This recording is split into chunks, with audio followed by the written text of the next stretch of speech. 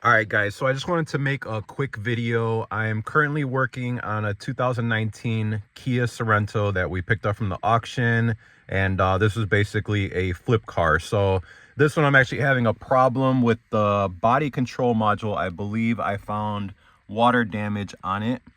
So that's besides the point. What I wanted to get into was the hardest part of getting in here was taking off this climate control. And it's actually pretty simple, but a lot of people will probably make the same mistake. So I just wanted to make a quick video on how to actually take this off the right way.